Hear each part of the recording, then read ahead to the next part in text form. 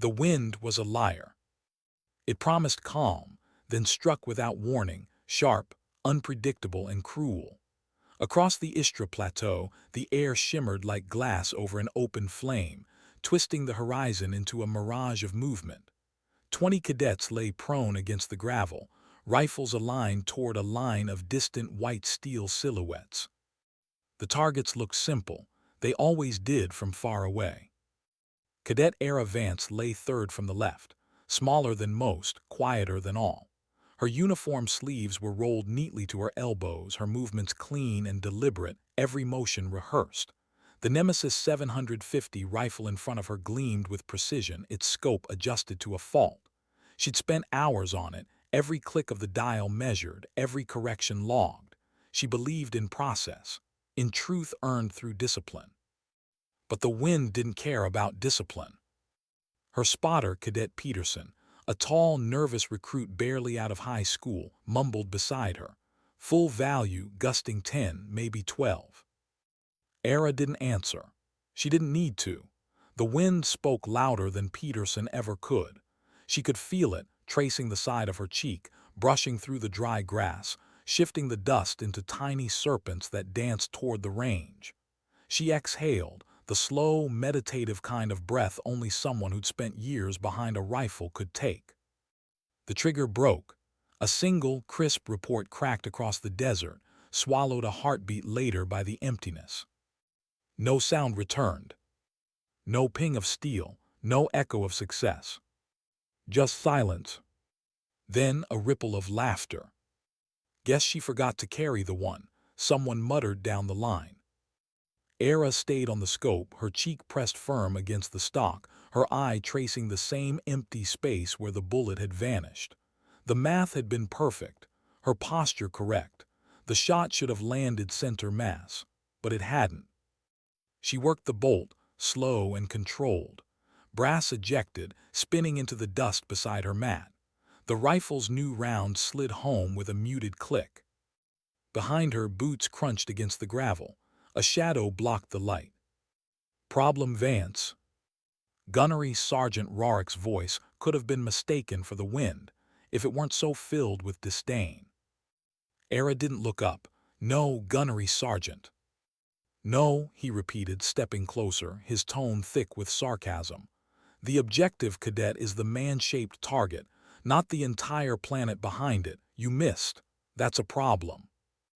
The other cadets laughed again, louder this time, emboldened by authority. Rorick didn't silence them. He didn't need to. The laughter was part of the lesson. He crouched beside her, knees popping like dry wood. You've spent 3 days running ballistic tables, he said, his voice low and grinding. You filled notebooks with wind patterns, humidity, spin, drift. You're treating this like a math problem. His eyes narrowed. Out here, the wind doesn't read your formulas. The sun doesn't care about your calculations. He tapped a finger to his temple, then to his chest. You feel it here, all that paper, just noise. Era didn't flinch, didn't speak. Her silence wasn't defiance, it was focus. But Rorick didn't see it that way. He saw arrogance, overconfidence in numbers. He turned to the rest of the line. This, he barked, pointing toward her, is analysis paralysis. You trust your glass more than your gut. You trust a computer to do the job your instincts were made for. Don't be like Vance. The words struck harder than the wind ever could. Around her, rifles shifted. Cadets stared. They weren't mocking now, they were absorbing the order. Reset and fire again, cadet, Rorick said, rising to his full, square-shouldered height. This time, try using your instincts if you have any. He turned and walked away. The silence that followed was heavier than before. Era inhaled. The air was dry, stinging her throat. Her pulse was steady, calm. The laughter, the humiliation, the weight of expectation, all of it faded into the same background noise as the wind. There was something wrong. Not with her, not with the wind. Something deeper. The shot had felt perfect, clean, disciplined. The kind of shot that only misses when the universe itself lies. She leaned back to the rifle, eye pressed once more to the glass. The image through the scope was clear, too clear, an artificial sharpness that felt almost wrong. Her instincts whispered. She ignored them once. She wouldn't again. She made her adjustment barely noticeable. Then, breath steady, she fired. The rifle bucked. The dirt beside the target spat upward in a puff, 2 meters to the right. A clean miss. The laughter came instantly. 2 for 2, maybe she'll hit it by Christmas. Era didn't move. The words didn't stick. They passed through her like wind through mesh. Enough, Rorik barked. Off my range, Vance, you're done. She stayed prone. Calm, gunnery sergeant, she said, the scope is off. His boots stopped mid-step. Slowly he turned back. Excuse me. The scope, she repeated, it's off. A cruel grin touched the old man's face. Oh, of course it is. Never the shooter, always the scope. Always the wind, the ammo, He kicked at a loose stone near her mat. That's a $2,000 piece of optics calibrated this morning. The only thing off around here, cadet, is your aim. He motioned toward another recruit. Jax, get over here, use her rifle. Let's see if her magic glass is broken. Jax smirked, already rising. With pleasure, Gunny. He dropped behind her weapon like it belonged to him, making a show of adjusting the scope. Crystal clear, he said. Then hit the target. Crack, the bullet vanished. No impact. Jax blinked, adjusted, fired again, crack, missed again, 2 meters right. The laughter died. Silence spread like frost across the line. Even the wind seemed to pause. Rorik's jaw tightened. The narrative had shifted beneath his feet and he didn't like it. All right, he said finally, voice booming. Standard qualification is over. We're going to make this simple. He kicked open a metal case beside the firing pit. Inside, small round steel plates gleamed, 5 of them, each barely the size of a dinner plate. Martinez, Chun, set these at staggered distances, 800 to 1400 meters. Move. The cadets scrambled to obey. The line was silent now, no jokes, no smirks. When the targets were in place, Rorik spoke. 5 targets, 5 rounds, 90 seconds, hit 3 and you pass. Miss more than 2, you're on latrine duty for a week. His eyes lingered on Jax, then shifted back to Vance. That includes me if none of you can manage it. He stepped back, folding his arms. Let's see who can shoot without excuses. Jax went first. 5 rounds, 5 misses. The wind mocked him, low and steady, carrying the scent of dust and failure. The others followed, same results. Shots breaking like thunder, impacts landing nowhere. Peterson grazed the closest plate once, but it was a fluke, a desperate ricochet off a rock. Rorik's attempt to prove a point had turned on him. He'd stripped them of confidence, and now the whole line was breaking beneath the weight of it. Finally, only Era remained. She rose, brushing grit from her sleeve. Vance, Rorik sighed. Your rifle's compromised, you're stood down. She looked downrange. 5 plates shimmered in the heat like silver ghosts. Request permission to attempt the test, she said quietly. His head tilted, denied. Request permission, she repeated, to attempt the test. Her tone wasn't pleading. It was measured, respectful, but unyielding. Rorik hesitated. The cadets watched, breathless. Denying her twice would look like fear. Fine, he said finally, but if you don't hit at least one, the entire platoon spends a month cleaning latrines. 90 seconds, begin. He clicked the stopwatch.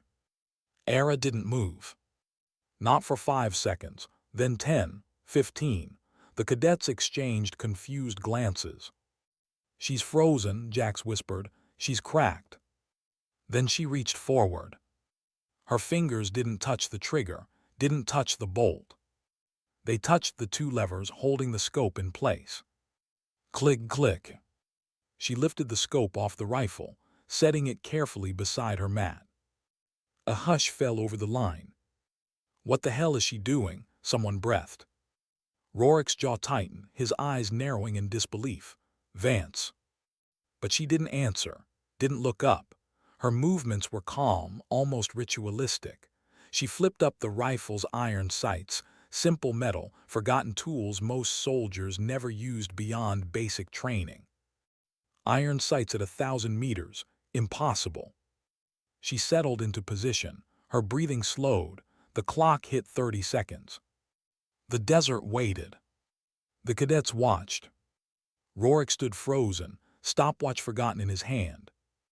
Then, crack. The sound was pure, sharp, final. A moment's silence. Then, ping. A small metallic echo rolled back across the range. The 1,000-meter plate gone. The silence that followed wasn't disbelief. It was awe.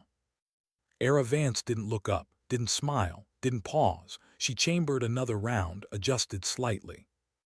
Crack. Ping.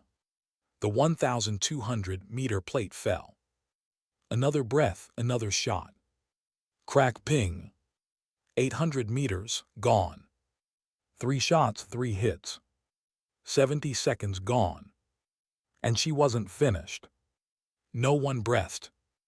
The sound of the third ping still echoed faintly across the desert like a fatting prayer. Dust curled in the air above the fallen targets, soft spirals illuminated by the sun. Cadet Era Vance lay motionless, her cheek pressed to the stock, her hands calm and steady as if the chaos around her no longer existed. 3 targets, 3 impossible hits. And still she wasn't done. Her breathing deepened again, falling into that rhythmic calm that soldiers at her level didn't learn. They were born with it.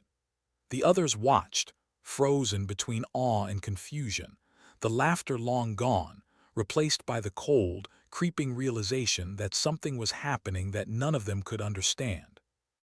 The next target was the farthest she'd ever attempted without optics, 1,300 meters. At that distance, even the most precise shooter needed more than skill, they needed faith. Rorik's face was stone. The stopwatch hung forgotten in his fist. He didn't call time, didn't bark orders, didn't even blink. He just watched. Era shifted her grip slightly. The rifle felt lighter, now freer without the glass cage that had betrayed her. The world looked different through open eyes. Honest. The air shimmered, but she could see the wind now, not in numbers but in movement. She felt its rhythm like a second heartbeat. She aimed not at the plate but above it, somewhere in the invisible. A point no one else could see. She exhaled. Crack. The echo rolled like thunder, bouncing across the barren flats. Silence. Then faint, impossibly faint. Ping. The 4th target folded. Someone gasped. Someone else whispered a curse. The rest stood still, caught between disbelief and reverence. 4 shots, 4 hits. She should have stopped there. She'd already won, already proven everything. But that wasn't what drove her. It never was. She wasn't here to prove she could win. She was here to prove she belonged. The last target shimmered like a mirage at the horizon's edge. 1,400 meters. A mile of distortion, wind shear and gravity between her and that steel plate. It looked impossibly small, barely a dot against the desert. Her pulse slowed. The world fell quiet. Even the wind seemed to hold its breath. Rorik's heart pounded so loud he could hear it in his ears.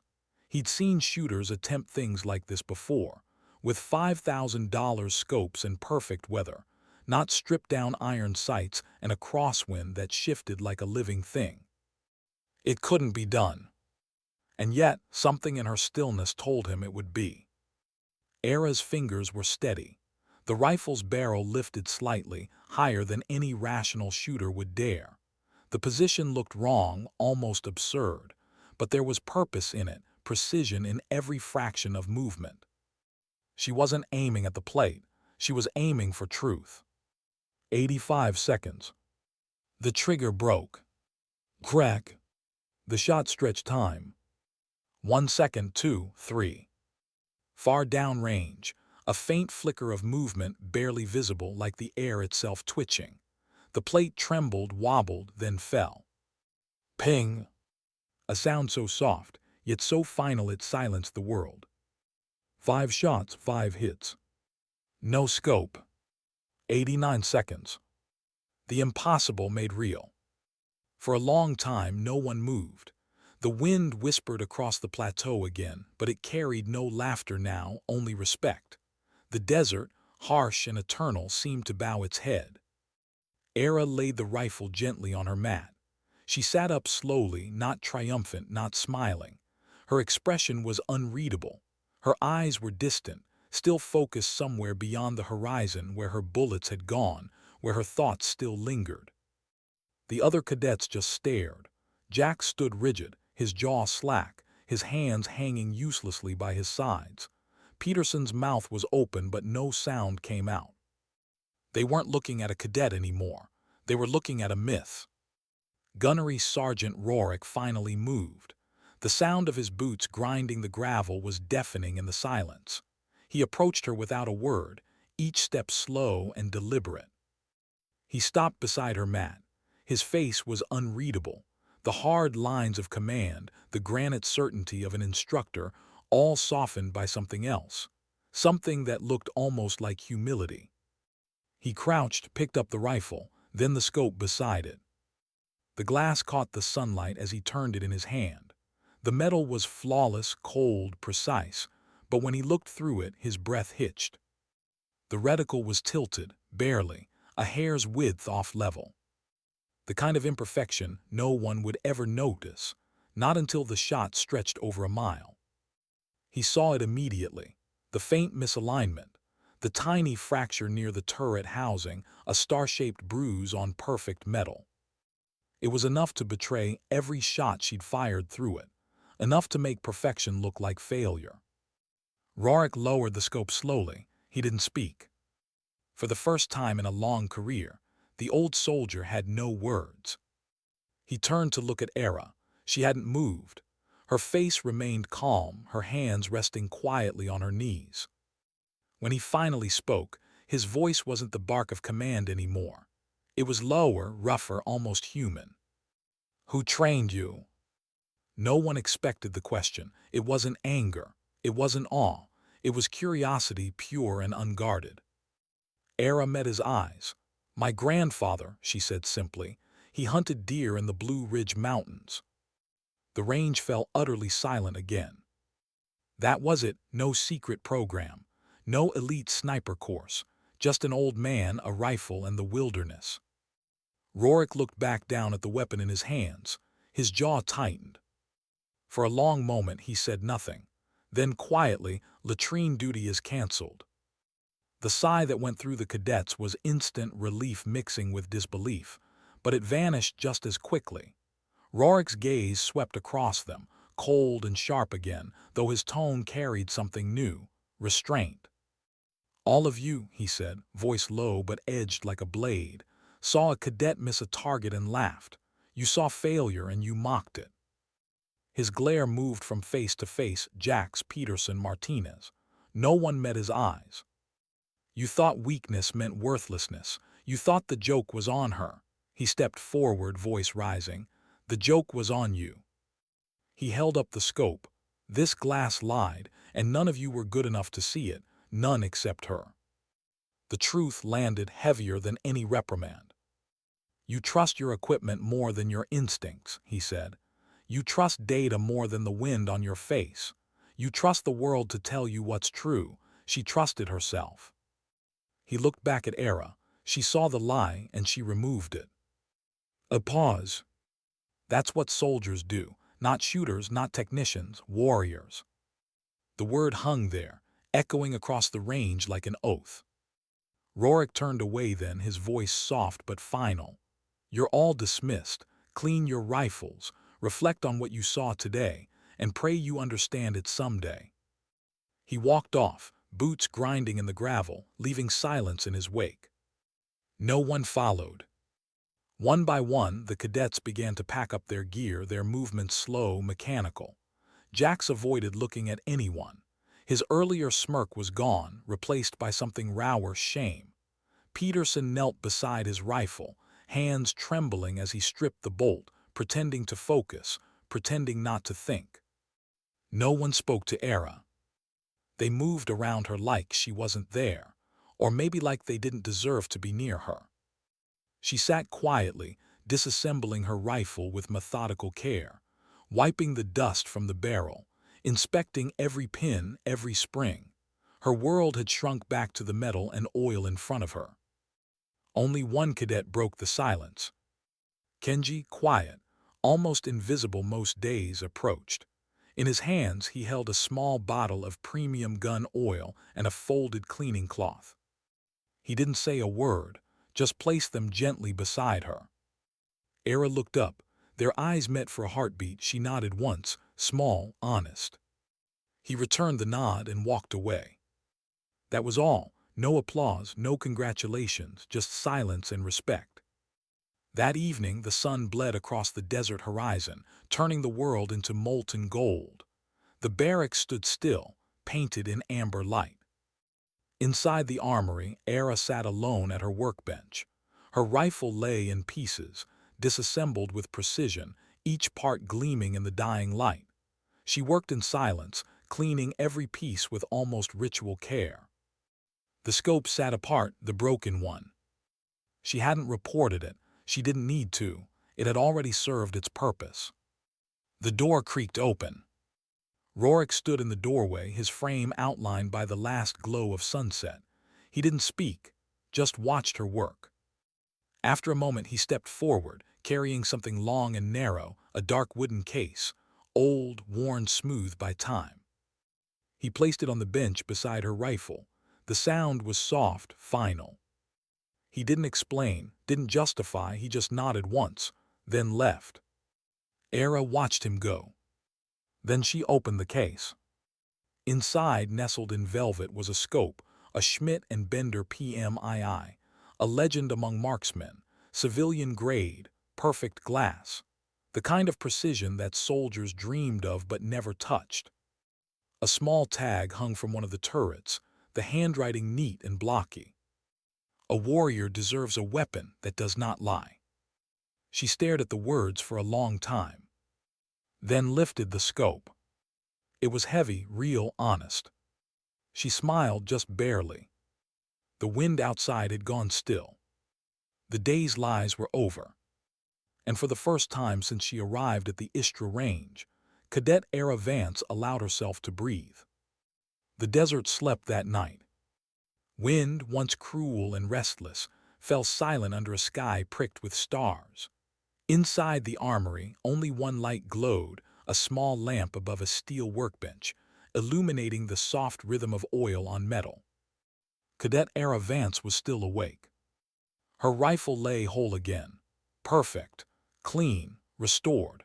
The new Schmidt and Bender scope rested atop it, not yet mounted, its glass glinting faintly in the dim light like a captured piece of the moon. She wasn't in a hurry. Some weapons demanded time, not out of need but respect.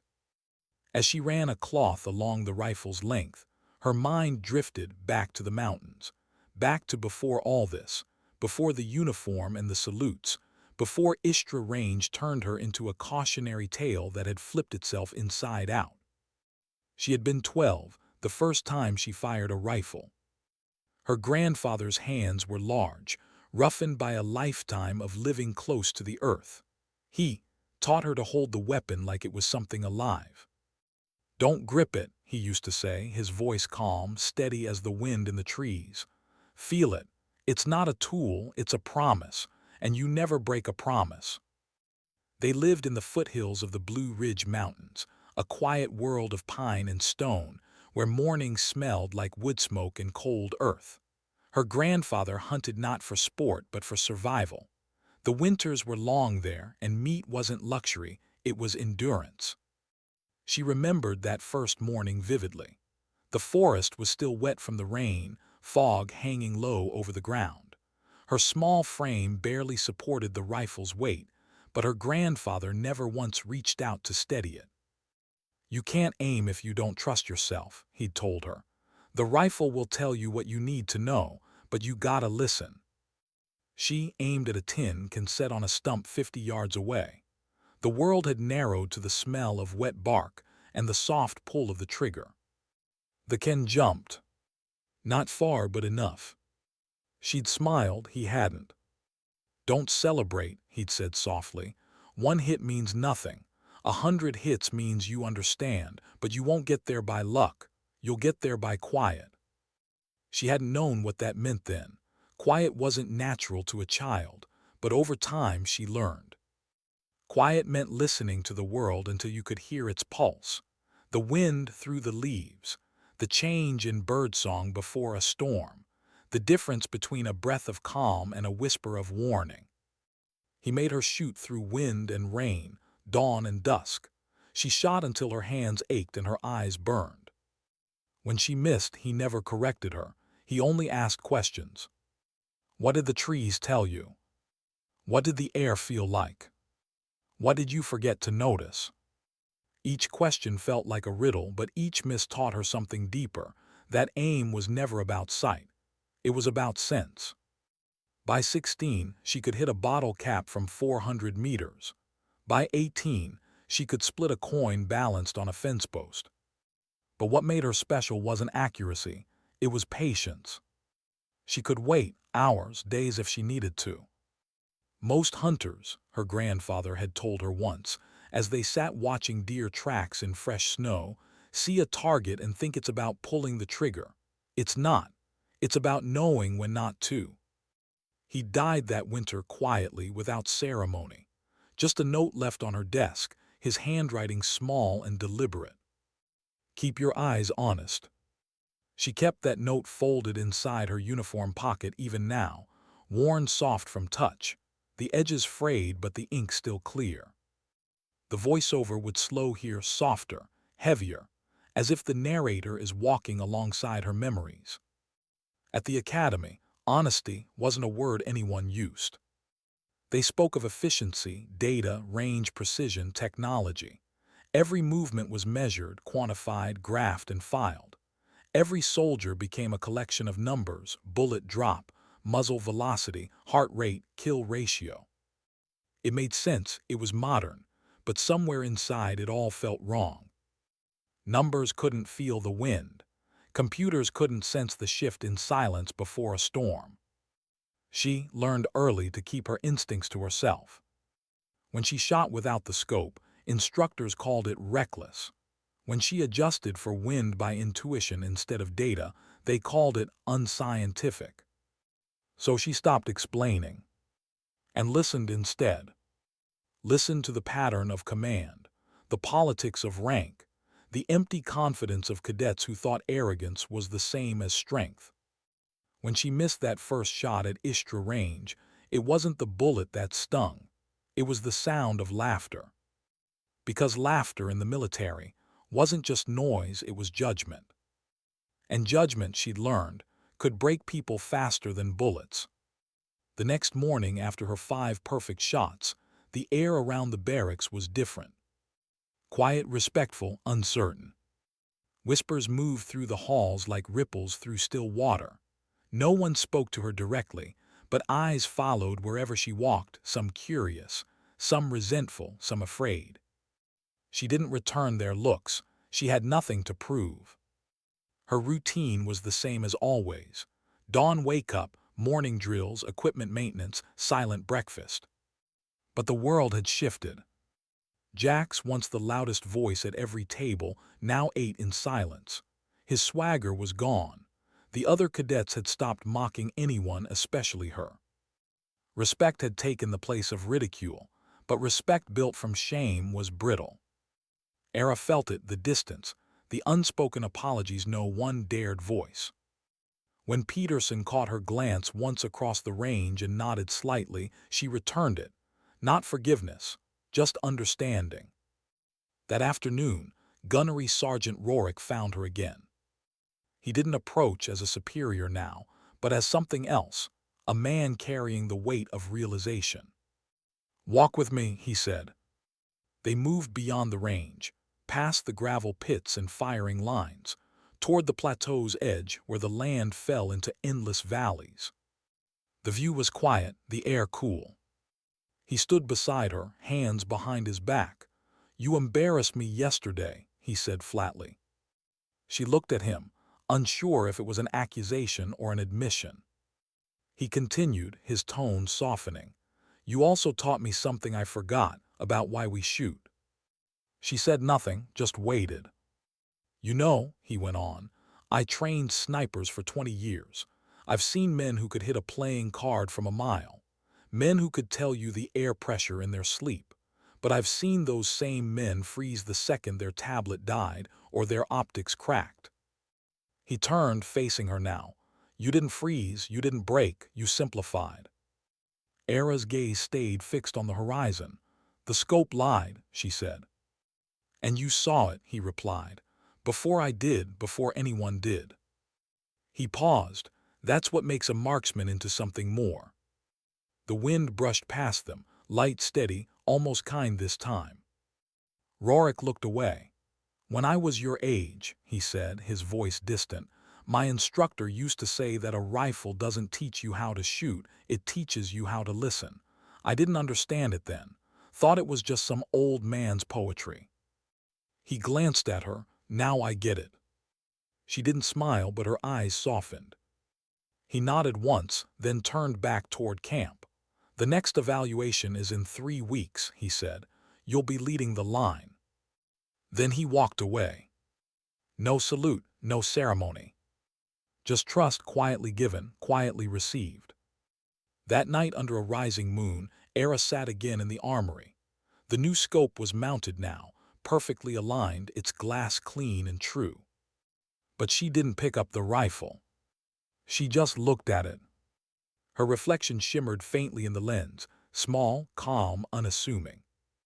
She thought of her grandfather, of the way he'd handed her that old, battered Winchester all those years ago, saying, "Don't let the world teach you to doubt your own eye." Maybe that was what this all had been about. Not proving skill, not earning approval, but remembering what she already knew. The quiet kind of strength. The kind that doesn't shout. The kind that doesn't need to be believed to be true.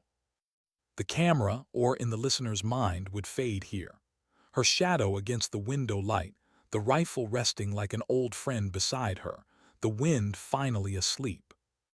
And the voiceover, soft but sure, would whisper the thought that framed her entire journey so far. Sometimes dignity doesn't speak, it simply acts. They called it the reset cycle.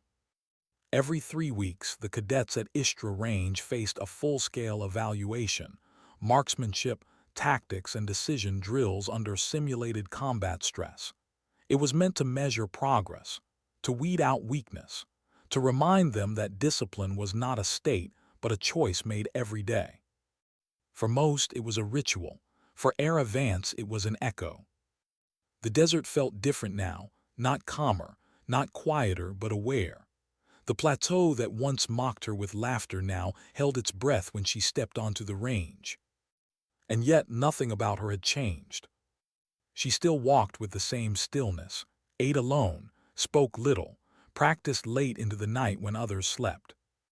But the air around her had shifted. The same cadets who once whispered about her failure now fell silent when she passed, not out of fear, not exactly, but uncertainty. They had seen something they couldn't unsee, truth made visible, wrapped in simplicity. It made them uncomfortable. Range 1, Cadet Vance stepped forward. Rorik's voice cracked through the morning haze. The platoon stood in line, rifles ready, the early sun spilling over their helmets. This evaluation would test leadership, one cadet in command, the others under fire simulation. It was designed to expose hesitation, to reveal who could stay calm when chaos began. Era stepped forward. Her uniform was spotless, her expression unreadable. Rorik watched her, his arms crossed. "You'll lead the fire team today," he said. "Your objective is simple, 5 targets, staggered distance, unknown placement. You'll call wind, adjust formation, and direct your shooters. You will not touch your rifle." A murmur passed down the line. For a moment her silence broke. "Understood, gunnery sergeant." He studied her for a beat longer, then nodded. "Begin." The team moved out. Vance at the center, 4 cadets around her, Peterson on point, Jax trailing rear, and 2 others flanking wide. The desert heat shimmered. Targets were hidden across a mile of uneven ground, some in shadow, some disguised. Drones recorded everything for analysis. This wasn't a test of aim, it was a test of instinct. "Positions," she called softly. Her voice didn't carry authority through volume, it carried it through clarity. The others moved without question, their boots whispering against the sand. She raised her binoculars. The first target, faint, half buried in glare, stood at the edge of a rock formation 700 meters out. "Left side wind, full value 9 miles per hour, she said. Peterson adjusted his sights, confirmed. "Fire when steady." Crack. Ping. First hit. No cheer, no reaction, just motion. "Shift sector 2, Jax, your lane." Jax hesitated. His breathing was uneven. Sweat lined his brow. Era's gaze flicked toward him. "What's your hold?" He swallowed. "A quarter left." "No," she interrupted softly. 3/4. Watch the brush movement." He frowned but adjusted. Crack. Ping. Second hit. For a moment surprise flickered across his face. Then something else, respect, reluctant and raw. She didn't notice, didn't need to. Her focus stayed outward, scanning the landscape, tracking the invisible dialogue between wind and dust. Third target, 4th, 5th. All 5 fell.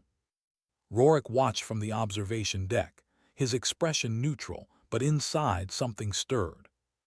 This was no fluke, no lucky cadet guessing the wind. This was precision in human form, not loud, not proud, but absolute. Later in the debriefing tent, silence replaced the usual chatter. Rorik stood at the front, clipboard in hand, but for once the paperwork was just for show. He looked over the cadets. "Every cycle," he began, "someone breaks under pressure. Someone forgets that control doesn't come from orders, it comes from composure." His gaze rested briefly on Era. This time no one broke. No one spoke. He set the clipboard down. "You worked together, you adapted, you listened." A beat. Credit where it's due, that came from leadership. All eyes turned to her.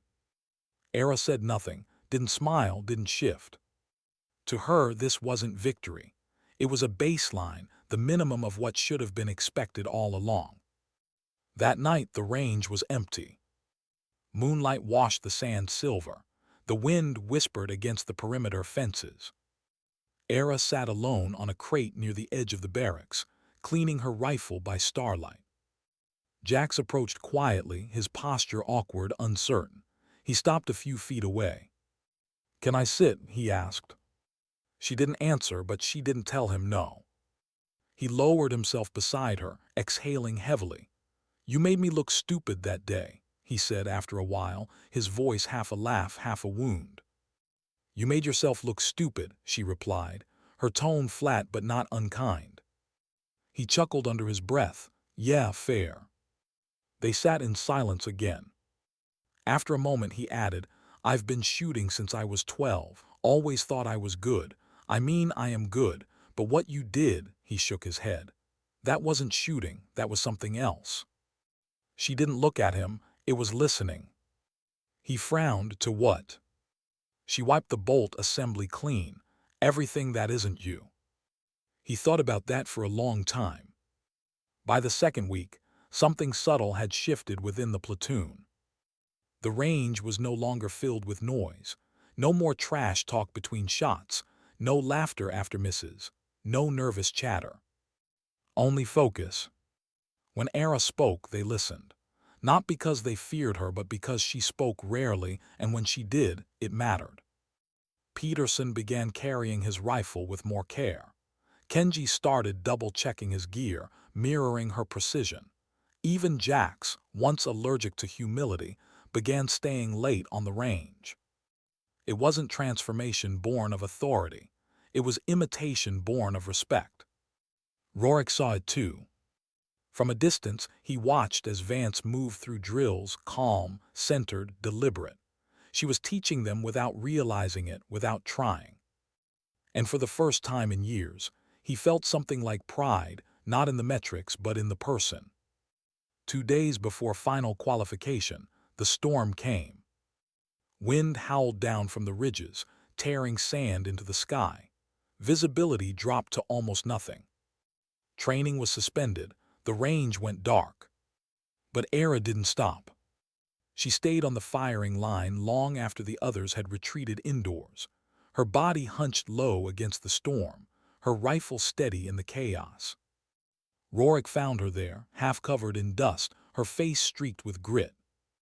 "You trying to impress someone?" he called through the wind. "No, sir." "Then what the hell are you doing?" She turned slightly, her eyes narrow but calm. "The wind doesn't stop for weather reports." He stared at her for a long time and laughed once, quietly, almost disbelieving. "You're insane," he said. "Maybe," she answered, "but so was he." Rorik frowned. "He who?" "My grandfather." She chambered around, squinting through the storm. "He used to say you don't learn the wind on clear days." She fired. The shot vanished into the storm. Then faintly, a metallic ping. Rorik blinked. That was 1200. She ejected the casing. Wind shifted northwest 22 miles per hour, full cross value. She fired again. Ping! Rorik shook his head, unable to help the smile tugging at his lips. "You're going to ruin these cadets for me," he muttered. "They were already ruined," she replied. "I'm just showing them why." The next morning, the storm had passed. The range was silent except for the echo of boots and the soft rustle of flags in the wind. Rorik gathered them all. The same platoon that once laughed at failure now stood shoulder to shoulder, faces clean, rifles gleaming. He spoke quietly. "Every one of you came here to learn how to shoot. You're leaving with something better. You've learned how to see." His eyes found Era. "Some of you see with your scopes, some with your numbers, and some," his voice softened, "see with something deeper." He let the silence sit. "Then tomorrow's evaluation will decide who advances to marksman program. I don't care who scores highest. I care who listens best." That night, Era couldn't sleep. She lay on her bunk staring at the ceiling fan turning slow above her. For the first time since arriving, she wasn't thinking about shooting. She was thinking about what came next, about the line between precision and purpose. Her grandfather once said, "There's a difference between hitting your mark and knowing why it matters." She hadn't understood then, but maybe she was starting to. Because in all the silence and all the shots and all the wind, there was something deeper waiting, a truth she hadn't yet faced. That sometimes the hardest target to hit is the one inside yourself. They called it a real-world simulation. But everyone knew what it really was, a stress test disguised as a mission. The briefing was short, clinical, the kind that didn't ask for questions. 4 cadets, 1 squad leader, 1 objective. Extract a mock-down pilot from a simulated combat zone, move him 2 kilometers through rough terrain, and neutralize enemy targets along the way. All blanks. All training. But Rorik's tone made it clear, this one mattered. It wasn't about marksmanship anymore. It was about judgment. Era Vance sat quietly through the briefing, her pen still, her eyes scanning the holographic map on the wall. She led before, she knew what this meant. They were no longer being tested on skill. They were being watched for what they'd do when things went wrong. The morning of the simulation, the desert was different. Colder. The air felt heavier, like it knew what was coming. Era stood beside her team, Jax, Peterson, and Kenji gear-prepped, faces hard. 30 minutes, Rorik said, handing them their mission cards. Extraction point Bravo, simulated hostiles in play, Engagement rules apply. Understood, she answered. He held her gaze for a long second. Vance, he said quietly, don't just pass this one, lead it. She nodded once. Then the siren wailed. The test began. They moved fast, low, coordinated, precise. The desert heat was rising already, shimmering in waves off the horizon. Peterson held the map tablet. Pilot's beacon reads north by northeast, 1.6 clicks. Keep formation, she ordered. Jax, your point, Kenji, cover the rear. The sand shifted under their boots, crunching against the metallic rhythm of gear and breath. A burst of simulated gunfire crackled from the ridges. Paint rounds snapped past them, hissing through the air. Contact left. Cover. They dove for rocks, returning fire. The desert filled with echoes, shouts, bursts, silence.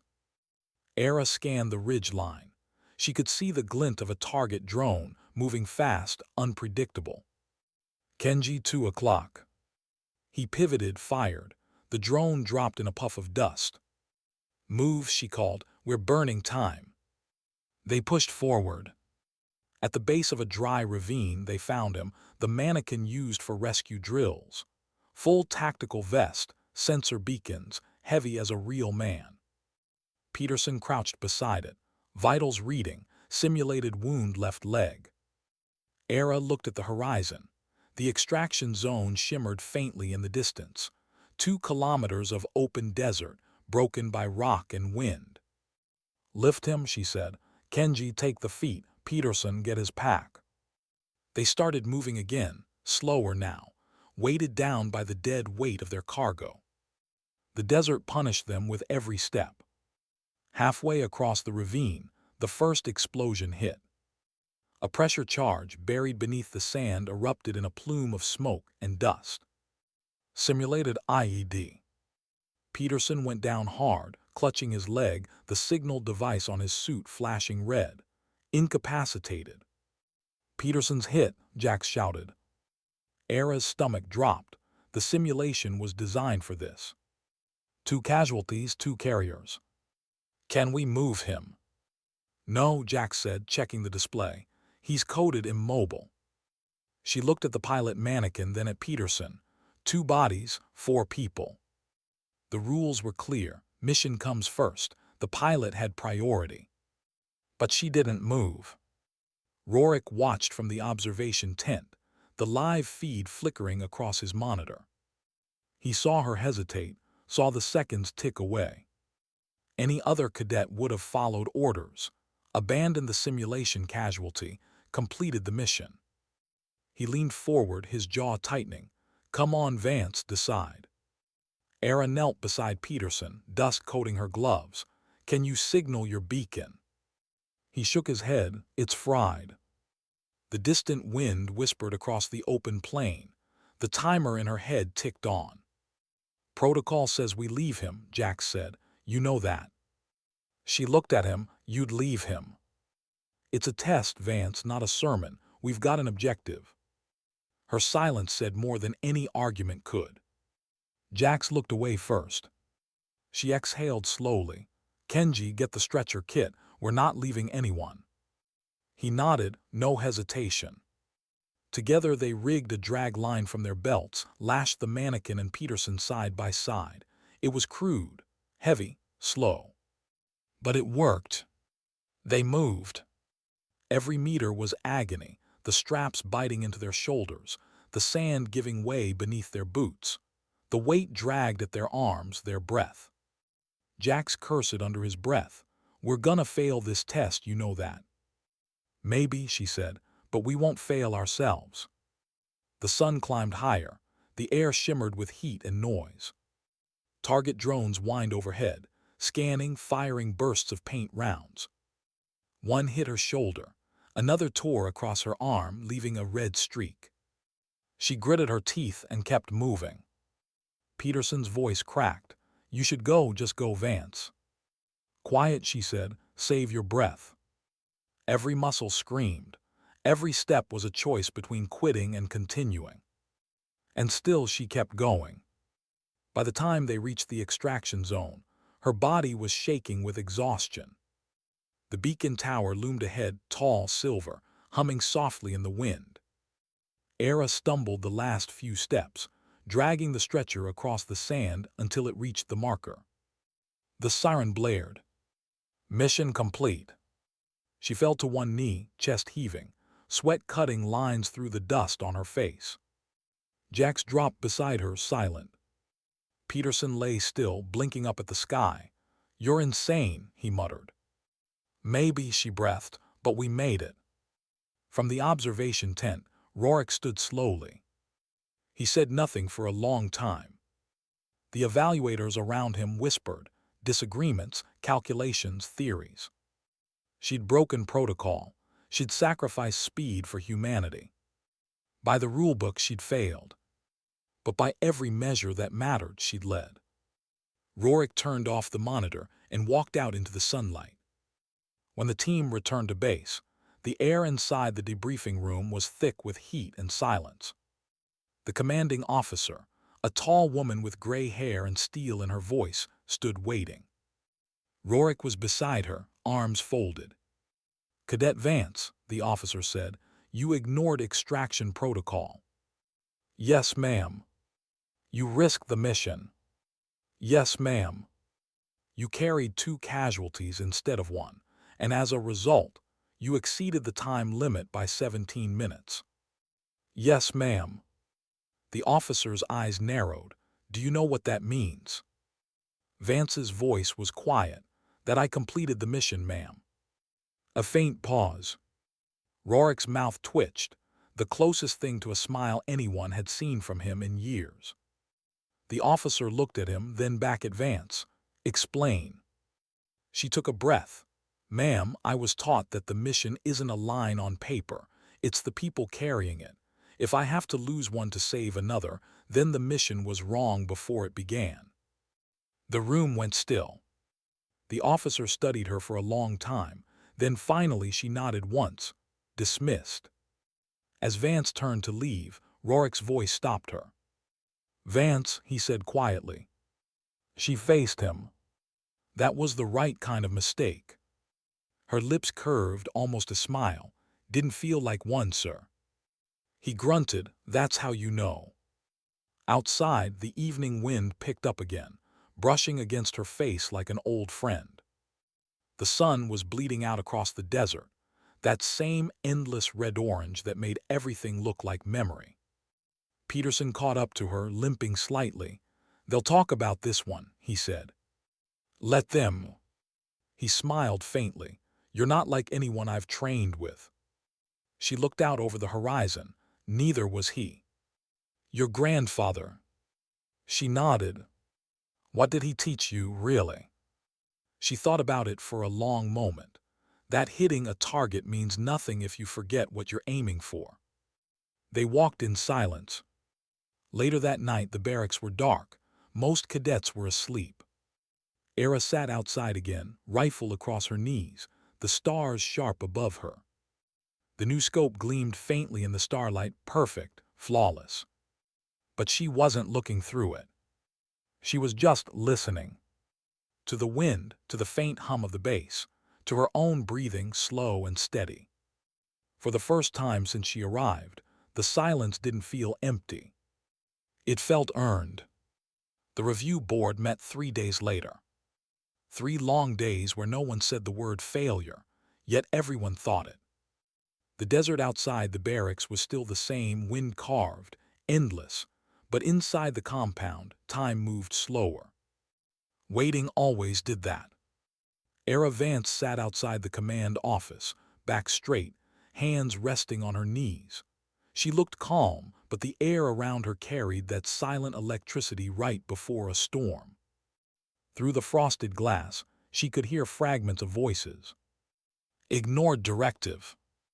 Exceeded time limit. Moral judgment, not tactical judgment. And then a silence thicker than sound itself. The door opened. Rorik stepped out first, followed by the base commander, Colonel Danner, a woman known for decisions that cut clean and fast. "Vance," the colonel said, "inside." The room smelled of sand, sweat, and old paperwork. Two officers sat at the table, data pads glowing faint blue. The air cooler rattled in the corner. "Cadet Era Vance," Danner began, voice flat as stone. "You understand why you're here?" "Yes, ma'am." "You broke engagement protocol, disobeyed evacuation priority, and compromised mission timing." "Yes, ma'am." "You also recovered both simulated casualties alive and completed the extraction." "Yes, ma'am." Danner leaned back in her chair. "Do you think that excuses the first part?" "No, ma'am." "Then explain it." Era's eyes lifted, steady. "The mission objective was survival, ma'am. I decided that meant everyone. If that's wrong, I accept the consequence." One of the other officers scribbled something on his pad without looking up.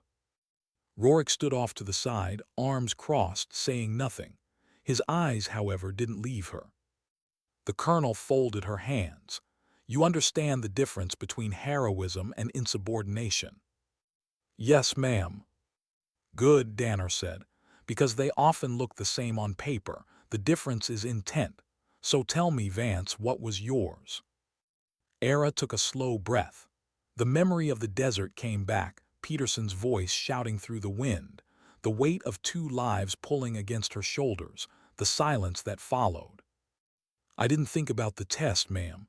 I thought about what was right." The colonel stared at her for a long time, eyes sharp but unreadable. Finally she looked to Rourke. "Your assessment, gunnery sergeant."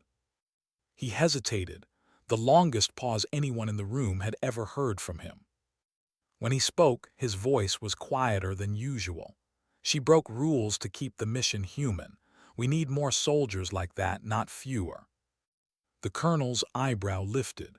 "And if every cadet decided to rewrite protocol on the fly?" Rourke met her gaze. "Then maybe the protocols need better writers." A ghost of a smile touched Danner's mouth, or maybe it was just the light. She stood. "Cadet Vance, you're removed from active range training for 1 week." Era nodded, understood. "You'll report to Logistics Command. They'll brief you on temporary assignment." "Yes, ma'am." Danner's tone softened by a fraction. "Don't mistake this for punishment. Think of it as observation." "Understood, ma'am." Dismissed. Outside, the midday heat hit like a wall. Rourke followed her out, hands in his pockets. "Logistics," he said, almost to himself. "That's their way of keeping you out of sight while they decide whether you're a problem or a prototype." Era didn't answer. He glanced at her. "You handled yourself well in there." "I spoke the truth, sir." "Truth doesn't always win," he said. She met his eyes. "It's not supposed to." That earned the faintest grin. "Report to Warehouse 13 at 0600. Don't be late. They'll test your patience more than your aim." Warehouse 13 was nothing like the range. It was colder, quieter, filled with crates of weapons waiting for maintenance or decommission. Most cadets saw logistics duty as punishment, endless inventory, no glory, no gunfire. Era saw it differently. Every rifle that passed through her hands told a story. Scratches on the barrel, sand wedged in the stock, the faint burn marks where a soldier's grip had been too tight in the heat of panic. Each one carried ghosts. She treated them all with the same care she gave her own, cleaned, oiled, aligned, restored. By the third day, the quartermaster, a weathered veteran named Howes, started watching her. "You work like you're fixing memories," he said. "Maybe I am." He snorted softly. "Most cadets just wipe M down and sign the log. You polish M like you're saying sorry." "Some of them deserve it," she said quietly. He studied her for a long time, then nodded once. "You're not here for punishment, are you? You're here because they don't know what to do with you." She didn't reply. He smiled faintly. "Good. Maybe you'll remind M what soldiers are supposed to look like." That evening, after hours, she found herself alone again. surrounded by rows of rifles gleaming under the fluorescent light. The air smelled of oil and dust. She picked up one weapon, a battered long-range piece with a cracked stock and half-erased serial number. She ran her thumb along the fracture. "You lied to someone," she whispered. The words weren't judgment, they were understanding. She replaced the stock carefully, cleaned the chamber, aligned the scope. Then she stepped back. Perfect again. But she knew perfection wasn't the goal. Honesty was. Rorik found her there the next night. He leaned against the doorway, arms crossed. "You ever stop working?" "Not when it matters." He stepped closer, eyes scanning the rows of rifles. "You know, half the instructors think you'll quit. The other half think you'll end up teaching them." "Which half do you agree with, sir?" "I'm still deciding." He walked to one of the tables and set down a small metal case. "Command wants a demonstration next week, a field calibration test for the new Nemesis model. You'll assist." Era looked up. "Assist, sir." "Lead technically. I'll be observing." A beat of silence.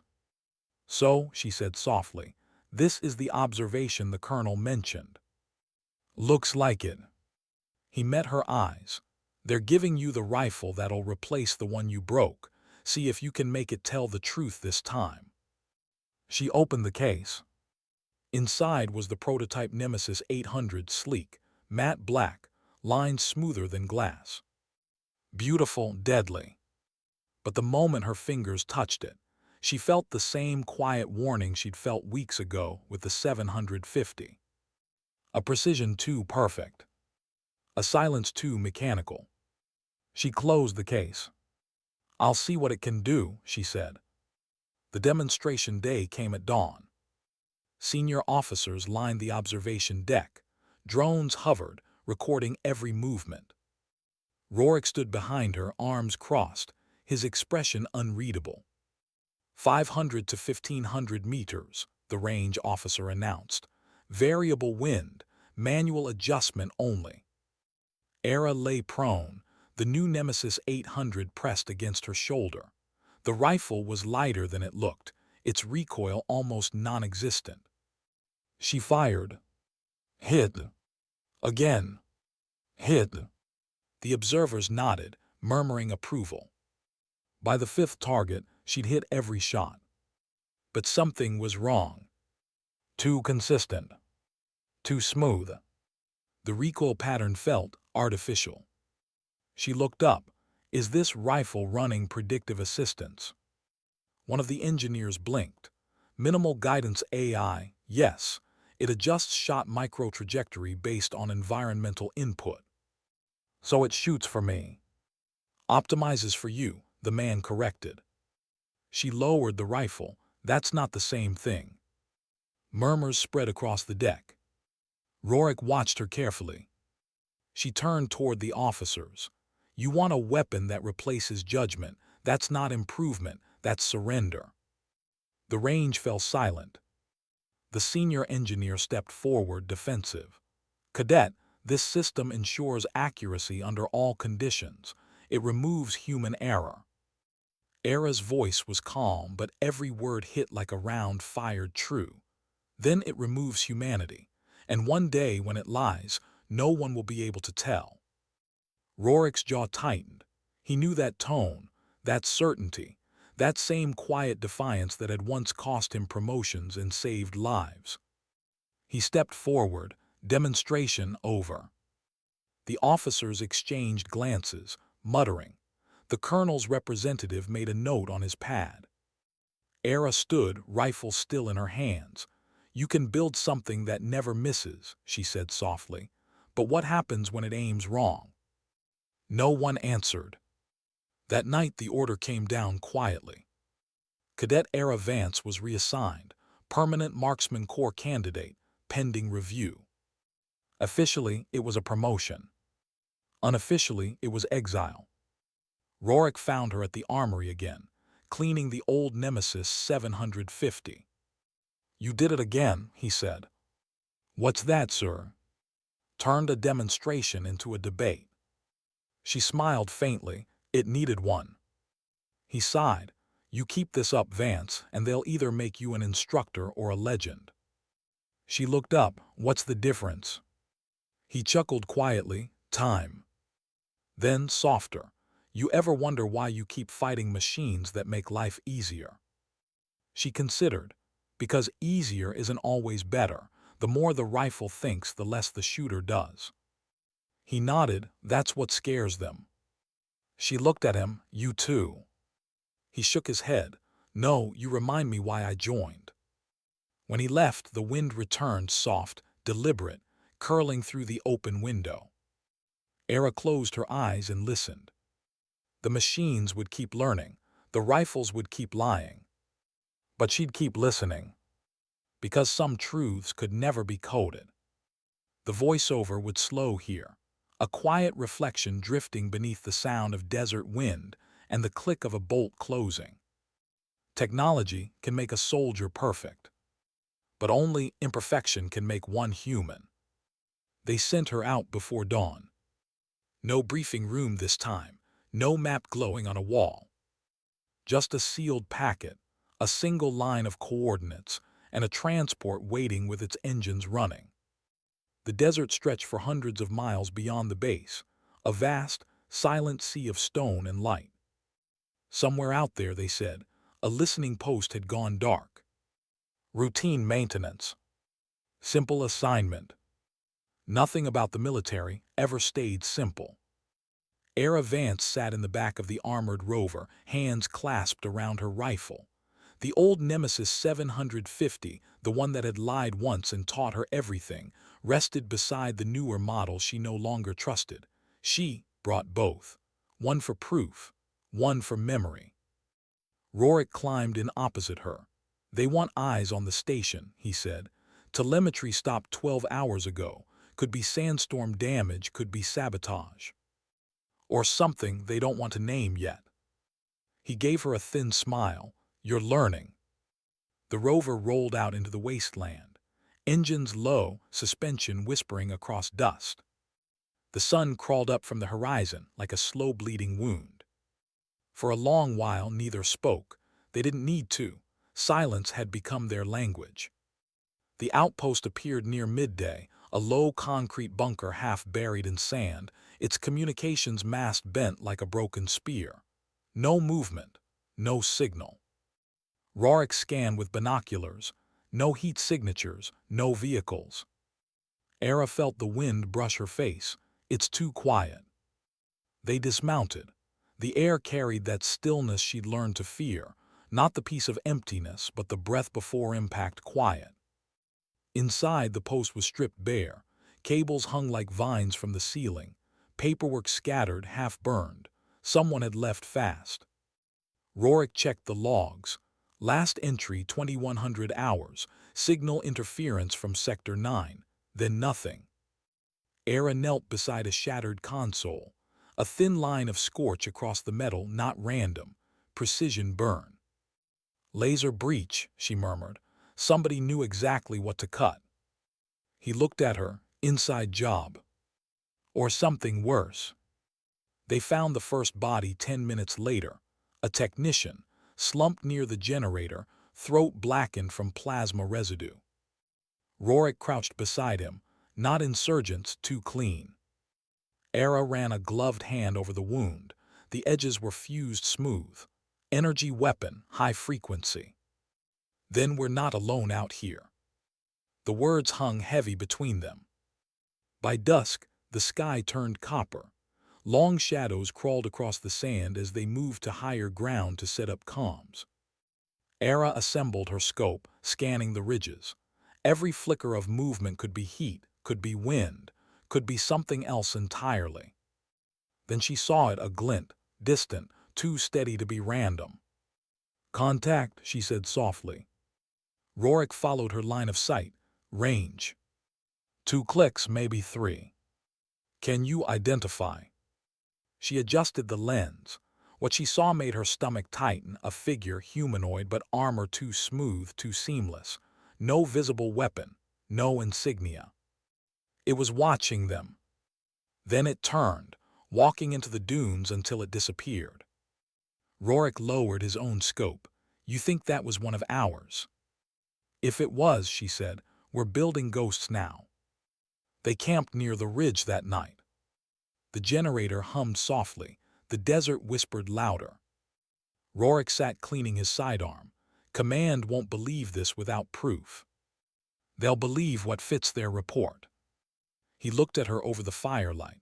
You really think it's an AI prototype gone rogue? She hesitated. If it's not, then someone wants us to think it is. He grunted.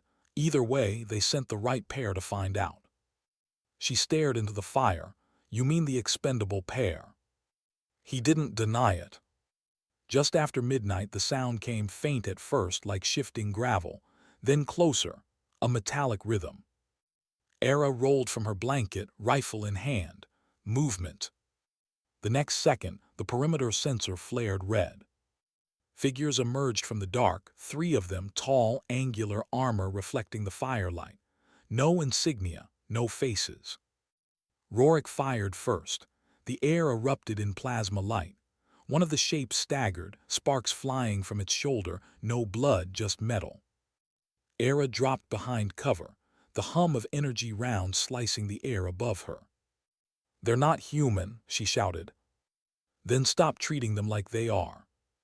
She exhaled, centered, aimed, no scope, no AI, just instinct. Crack. First shot hit center mass. The figure jerked, systems flaring out, and fell. She pivoted, second target, crack. The head plate shattered like glass. The third one moved faster, closing distance in a blur of motion. Rorik turned to engage, but his rifle jammed, a brief metallic click that sounded like fate. Era didn't think. She stepped out, sighted, fired. Ping! The round struck just below the neck joint. Sparks exploded. The thing fell forward, sliding to a stop at her feet. Smoke rose from its chest cavity. Inside the armor she saw wires, circuits, synthetic muscle. God, Rorik breathed. They're field-testing combat drones. Without telling us. He stared at the fallen unit. They wanted to see if we'd notice. The wind picked up, pushing sand over the wreckage. Era looked at the machines, perfect, efficient, deadly. No heartbeat, no hesitation, no mercy. Why send us here? She whispered. Rorik's face hardened. Because they needed confirmation from a shooter who still thinks, someone they can trust to feel what the machines can't. She shook her head slowly, or to silence afterward. He didn't answer. At dawn, they transmitted a short burst to command, encrypted, partial, just enough data to prove what they'd seen. Then the long-range comms died, jammed. Signals blocked, she said. Then they know we're alive. A faint buzz echoed across the plain, distant at first, then building mechanical wings, hundreds of them. Drones swarming. Rorik grabbed his pack. We move now. They ran for the ravine, sand spraying under their boots. The swarm descended like a living storm, metal shards glinting, engines shrieking. Era dropped to one knee, firing upward, each shot a heartbeat. Crack, crack, sparks rained, smoke filled the air. Rorik shouted something she couldn't hear over the roar. A drone clipped his shoulder, spinning him into the sand. Gunny! He waved her off. Go. She grabbed his arm, pulled him behind a rock outcrop. The swarm wheeled overhead, searching. Rorik coughed, blood in his mouth. They don't stop, they don't sleep, they don't think. She pressed a fresh mag into her rifle. Then we'll think for them. For hours they fought, firing, moving, hiding. The sun burned high and cruel. By the time the last drone fell smoking into the dust, their water was gone, their ammo nearly spent. Rorik slumped against a rock. His breathing was ragged. They'll send more. I know. He looked at her, eyes sharp despite the exhaustion. You still want to keep telling the truth? Yes. Then survive long enough to say it. He handed her a data chip, small and silver, edges worn. All the footage from the fight. I pulled it from the drone cams before they fried. She took it carefully. You planned this. I prepared for it, a faint grin. You taught me that. The horizon shimmered with heat. In the distance, a dust plume vehicles. Maybe rescue, maybe not. Rorik pushed the chip into her hand. If it's them, you run. You tell the story. You make them look at what they built. She stared at him, throat tight. And you? I'll buy you time. He raised his sidearm, checked the chamber. Don't argue, cadet. Orders. She hesitated, then nodded once. Aye, sir. She ran. The desert swallowed her footsteps. The sun carved shadows across the dunes. Behind her, the echo of gunfire rose, sharp, steady, defiant. Then silence. When she turned once more, there was only wind. By nightfall, she reached the ridge overlooking the valley base. The dust plume she'd seen earlier wasn't rescue. It was a convoy, unmarked, sleek, moving toward the destroyed outpost. She crouched low, watching through her scope. Trucks offloaded men in black armor. They moved with precision, retrieving the broken drones, gathering fragments, erasing evidence. They were cleaning up the truth. Era slid the data chip into her vest pocket. Cold metal against warm skin, proof of everything. The wind pressed against her face, whispering like her grandfather's voice from another lifetime. Keep your eyes honest. She adjusted her rifle, sighted the lead truck, and breathed in slow. She could end it here, pull the trigger, leave them burning in the sand. But she didn't. She lowered the rifle. Killing the lie wasn't the same as exposing it. She turned away, vanishing into the dunes. The voiceover would fade here, quiet as a confession. Sometimes truth demands silence. Sometimes it demands survival. They told the official story 3 days later. Communications malfunction. Training accident. Equipment compromise. No mention of the drones. No mention of the dead. No mention of Gunnery Sergeant Rorik. Just another line in a report destined to fade into dust. Era Vance read that report once, only once, and then folded it carefully, placed it in her locker, and closed the door without a word. Outside, the desert wind carried on as if nothing had changed. But she had. They transferred her to Facility 9, a quiet base buried beneath the mountains, where light barely reached and silence was mandatory. Officially, it was an advanced marksman evaluation program. Unofficially, it was where soldiers went when their questions made people nervous. She wasn't punished. She was contained. Every day, she ran diagnostics on new weapons, rifles that no longer required hands, targeting systems that didn't need eyes, algorithms that promised precision without hesitation.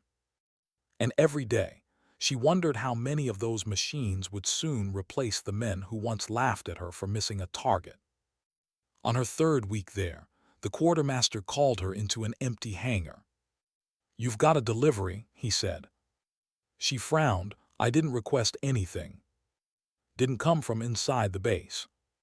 He gestured to a small metal case sitting on the table. No markings, no code tag. She opened it carefully. Inside was an old datapad, cracked, dusty, military issue from 10 years ago. When she powered it up, one message blinked on screen. No sender, no encryption, just 5 words. "Heard you kept your aim." Her breath caught. The message traced back to no network, no command log. Whoever sent it knew exactly where she was. She stared at the screen for a long time before replying. Just 3 words. "Still listening, sir." No answer came back. But somehow she didn't need one. Later that night, she sat on the firing line alone again as always. The range stretched into the dark like an ocean. Targets glowed faintly in the distance, a constellation of light in the emptiness. The Nemesis 800 lay beside her, silent, untrustworthy, perfect. Next to it the old 750, worn, scarred, human. She chose the old one. Her fingers traced the familiar cracks on the barrel, the faint scratches that told her every shot she'd ever fired. She chambered a round, listened to the wind, waited. No AI, no algorithm, just instinct. Crack! A single shot echoed through the dark. A soft ping, distant, pure. She smiled, small, fleeting, but real. Then another shot. And another. Each one finding its mark. Each one honest. The next morning she was summoned again, this time to Command Level 2. Colonel Danner stood by the window, staring at the mountain range that hid the facility from the world. "You've been busy," the colonel said without turning. "Just training, ma'am." Danner turned then. Her eyes were tired but sharper than ever. "I read Rorick's last report," she said. "The real one, the one Command buried." Era froze. "You found it?" Danner nodded slowly. "He uploaded a copy to a private node hidden under a logistics code. Took me 2 weeks to decrypt." She handed Era a data chip. "This belongs to you." Era turned it over in her hand. The metal was cold, heavy with memory. "What are you going to do with it?" Danner asked. Era's answer came slow, what he wanted. The colonel studied her for a long moment. "You know this could end your career." "Maybe," Era said, "but it could start someone else's truth." Danner smiled faintly, a tired, knowing smile. "He said the same thing once." Her voice softened.